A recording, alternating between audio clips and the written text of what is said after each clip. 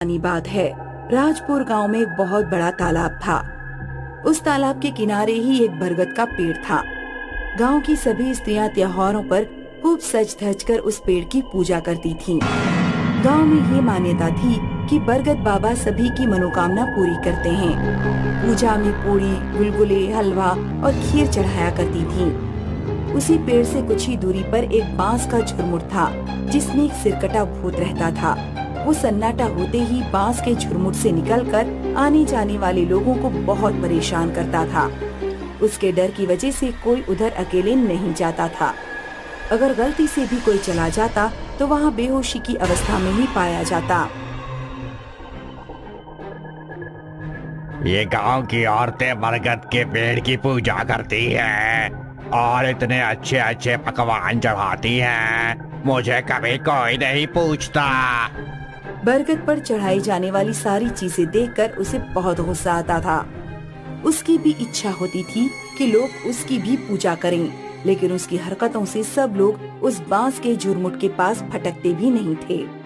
एक बार बंसी नाम का एक किसान शहर से एक गाय खरीद कर ला रहा था, परंतु उसे गांव पहुंचते पहुंचते बहुत रात हो गई। अब क्या करूं? वो सिरकटा भूत तो मेरा रास्ता जरूर रोकेगा। आज तो बड़ी अच्छी दावत उड़ाऊंगा मैं। बंसी जैसे ही आगे बढ़ा, तभी उसने देखा कि गाय आगे बढ़ नहीं रही है। वो उसको कितना भी हाँकने की कोशिश करता, वो अपनी जगह से टस से मस नहीं हुई, बल्कि थोड़ी थोड़ी देर में वो उछलने लगती।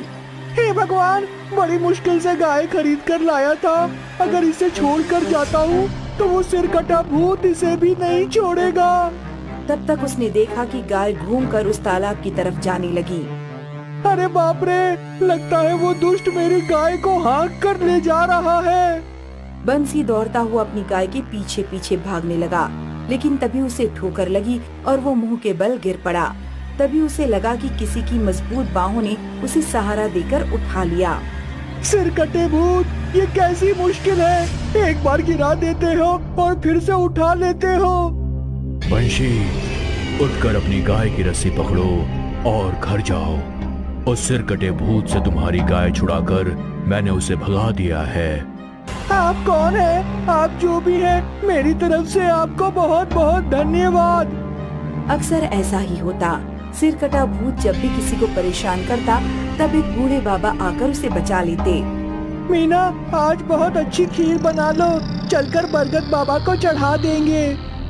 मैं भी यही सोच रही थी। हो सकता है बूढ़ा आदमी कहीं बरगद बाबा ही न हो। ऐसे तो उन्हें आज तक किसी ने गांव में नहीं देखा। खीर बनाकर वो दोनों बरगद के नीचे बैठ गए और एक दोने में खीर रखकर चढ़ा दी। हे बरगद बाबा, आपको किसी ने नहीं देखा, लेकिन आपकी अद्भुत शक्तियों की वजह से ही हमारे गांव के लोग रह पा रहे हैं, वरना उस सिरकटे भूत ने तो सबका जीना हराम कर दिया था। तभी अचानक बांस के झुरमुट में थोड़ी हलचल सी हुई और ऐसा लगा कि बांस के झुरमुट में से कोई गुर्रा रहा है। चलो मीना, घर चले। गाय की वजह से उनकी अच्छी आमदनी हो रही थी। एक दिन कोई त्योहार था। गांव की सारी औरतें खूब पकवान बनाकर बरगद बाबा को चढ़ाने ले गई थीं। बंसी की बेटी मुनिया, जिसकी शादी होने वाली थी, वो भी बरगद के नीचे अपने होने वाले पति की लंबी उम्र की कामना कर रही थी। वाह, देखो सारी औरतें कैसे सज धज के पकवान चढ़ा रही हैं और वो बंशी की छोकरी तो बड़ी छम छम पायल खनका रही है। आज इसको अपना शिकार बनाता हूँ। सभी औरतें वहाँ से वापस आ गईं, लेकिन मुनिया की पायल कहीं गिर गई। उसी को ढूंढने के लिए वो वहाँ रुक गई।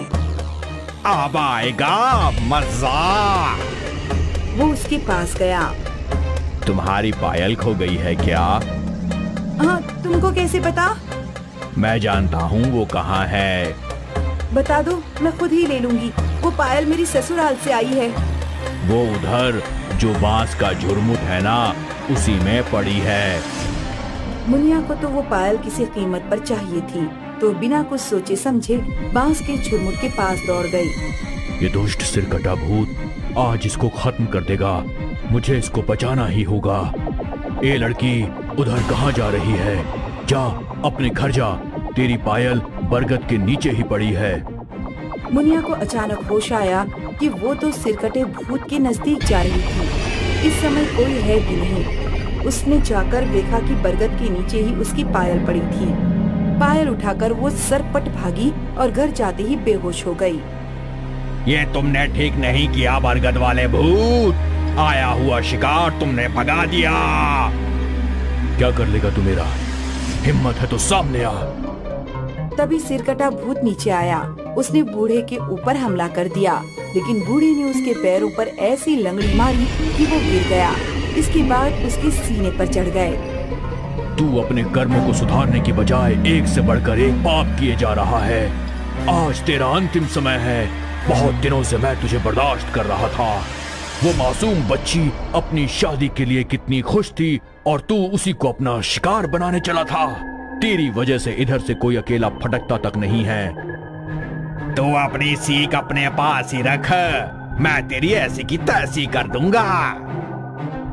दोनों में जबरदस्त उठापटक हुई। बूढ़े बाबा तो किसी पहलवान की तरह उससे भिड़ गए थे। अंत में सिरकटा भूत परास्त होकर जमीन पर ही गिर पड़ा। बरगद बाबा ने उसका सिर, जो सिर्फ उसकी गर्दन से थोड़ा सा ही जुड़ा हुआ था, बड़ी ताकत से उखाड़ दिया। खून का फव्वारा निकलने लगा। बरगद बाबा ने उसके सिर को पत्ते इकट्ठा करके जला दिया। उसका शरीर तड़प तड़प कर शिथिल हो गया। अरे हरिहर भैया, ये देखो, यहाँ किसी का धड़ पड़ा है। लगता है इसका सिर काटकर किसी ने जला दिया है। अब तुम सब निश्चिंत होकर जब चाहो तब यहाँ आ सकते हो। सिरकटा भूत अब खत्म हो गया है। बाबा, इतने सारे